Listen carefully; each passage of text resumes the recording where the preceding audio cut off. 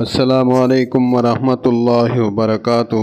حضرت عبداللہ بن عمر رضی اللہ تعالی عنہما سے روایت ہے کہ نبی کریم صلی اللہ علیہ وآلہ وسلم نے ارشاد فرمایا، اپنے والد کے ساتھ سب سے بڑا نیک سلوک یہ ہے کہ انسان اس شخص سے بھی بہت اچھا سلوک کرے جس کے ساتھ اس کے والد کا محبت کا رشتہ تھا۔